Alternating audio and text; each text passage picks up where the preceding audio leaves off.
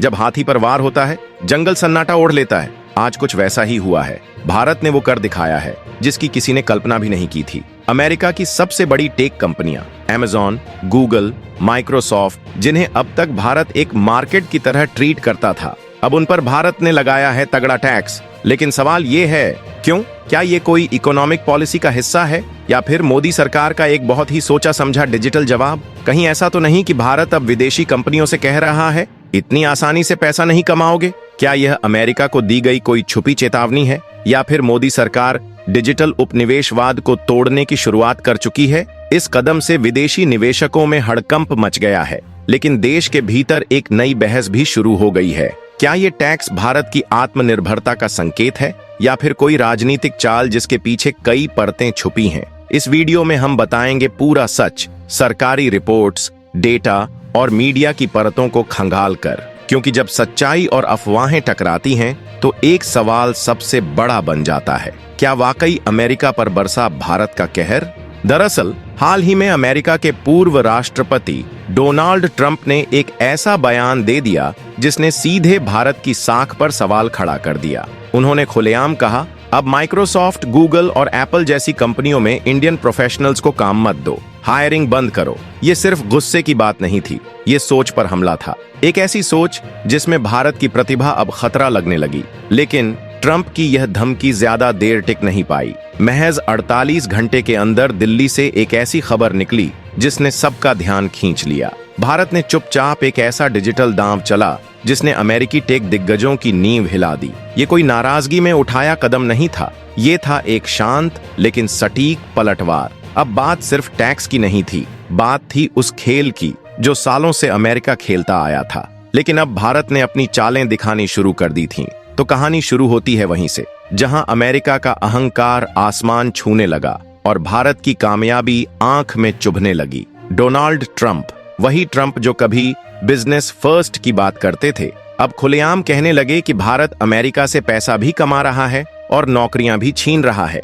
उनका इशारा था कि अब गूगल, माइक्रोसॉफ्ट, एप्पल जैसी कंपनियों में इंडियन टैलेंट के लिए कोई जगह नहीं बचेगी। अब सोचिए, वो भारतीय इंजीनियर जिनकी वजह से सिलिकॉन वैली की पहचान बनी, जिनकी कोडिंग से अमेरिका की टेक इंडस्ट्री आज वर्ल्ड लीडर बनी, आज उन्हीं को निशाने पर लिया जा रहा है। और यही वो अमेरिका है जो मंचों पर बराबरी, अवसर और मानवता की बातें करता है। लेकिन जैसे ही ट्रंप का यह बयान सोशल मीडिया और न्यूज में तैरने लगा, भारत ने कोई प्रेस कॉन्फ्रेंस नहीं की, न कोई विवाद खड़ा किया, बस एक कदम उठाया, digital tax. Google, Amazon, Apple, वो कंपनियां जिनकी सफलता पर अमेरिका इतरा रहा था, उन्हीं पर भारत ने सख्ती से कहा, अगर हमारे देश से कमाओगे तो टैक्स भी यहीं दोगे। और यह सिर्फ भावना नहीं थी, यह था एक आर्थिक झटका जो वॉशिंगटन में बैठे पॉलिसी मेकर्स तक महसूस किया गया। अब पहली बार अमेरिकी सांसद यह सोचने को मजबूर हो गए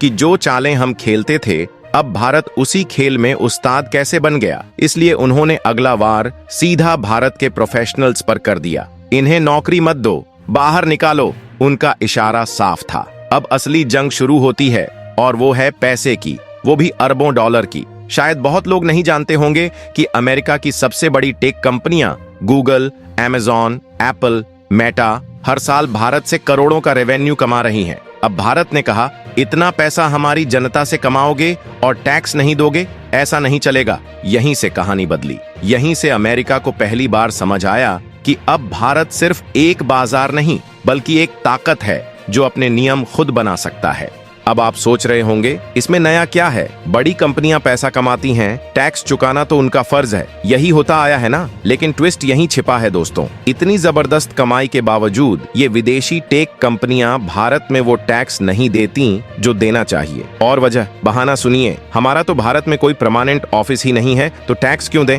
और ये बहाना सालों तक चलता रहा। लेकिन भारत चुप नहीं बैठा। 2020 में सरकार ने एक ऐसी चाल चली जिसने इस पुरानी व्यवस्था की जड़ें हिला दी। दी। इक्वलाइजेशन लेवी और डिजिटल टैक्स नाम की एक नई टैक्स नीति लागू कर दी गई। अब नया नियम बड़ा सीधा था। अगर कोई विदेशी कंपनी भारत में डिजिटल एड्स बेचती है, उस पर 6% टैक्स लगेगा, और अगर वो कंपनी ऑनलाइन प्रोडक्ट या सर्विस बेचती है तो 2% टैक्स देना होगा। मतलब साफ था, अगर आप भारत के डिजिटल स्पेस से कमा रहे हो तो टैक्स भी यहीं दोगे, चाहे दफ्तर यहीं हो या ना हो। अब अमेरिका को यह नियम रास नहीं आया। ट्रंप ने फिर से वही चाल चली, टैरिफ की धमकी दी, लेकिन भारत इस बार न झुका न डरा, सीधा जवाब दिया। बात हो सकती है, लेकिन टैक्स हटाने का सवाल ही नहीं उठता। और जैसे ही दोबारा दबाव बनने लगा, भारत ने बातचीत की मेज से हटने का फैसला कर लिया। डिजिटल टैक्स की रिव्यू प्रक्रिया दोबारा शुरू हुई और अमेरिका को सीधा संकेत मिला कि अगर जरूरत पड़ी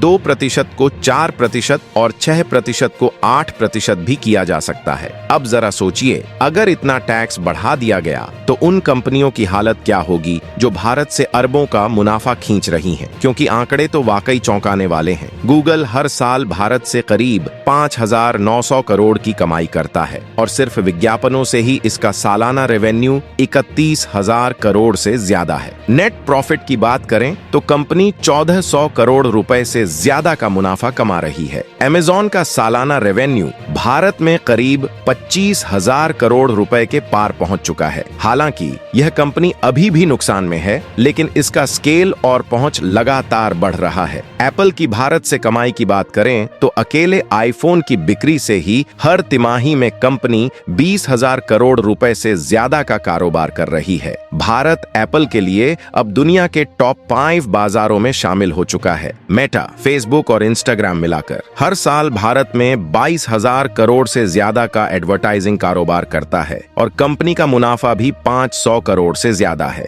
और ये सब तब जब भारत में 70 करोड़ से ज्यादा लोग रोज इंटरनेट यूज कर रहे हैं और अगले कुछ सालों में ये आंकड़ा 100 करोड़ पार कर जाएगा। यानी भारत अब सिर्फ कंज्यूमर मार्केट नहीं, बल्कि दुनिया की सबसे बड़ी डिजिटल अर्थव्यवस्था बनने की ओर बढ़ रहा है। तो सवाल यह है, क्या ये कंपनियां सिर्फ मुनाफा कमाएंगी और कोई जवाबदेही नहीं होगी? भारत ने पहली बार साफ कह दिया, अर्न हियर पे हियर। अब सिर्फ हमारा डेटा नहीं, हमारा नियम भी चलेगा। जब ट्रंप ने भारतीयों की नौकरियों पर हमला बोला, भारत ने कोई भाषण नहीं दिया, सीधा फाइल उठाई और नीति में बदलाव कर दिया। एकदम शांत लेकिन असरदार। अब थोड़ा पीछे चलते हैं। अमेरिका की पुरानी आदत रही है अपने फायदे के हिसाब से नियम बनाना और जो विरोध करे उस पर दबाव, केस या आर्थिक कार्रवाई। लेकिन 2020 में भारत ने इस स्क्रिप्ट को पलट दिया। डिजिटल टैक्स लागू करके भारत ने सिर्फ एक नियम नहीं बदला, पूरी गेम की भाषा बदल दी। और अमेरिका क्यों तिलमिलाया? क्योंकि इस टैक्स की वजह से अकेले 40 से ज्यादा अमेरिकी कंपनियों को सालाना हजारों करोड़ का घाटा झेलना पड़ा। ये कोई 1-2 कंपनियों की बात नहीं थी। 119 विदेशी कंपनियां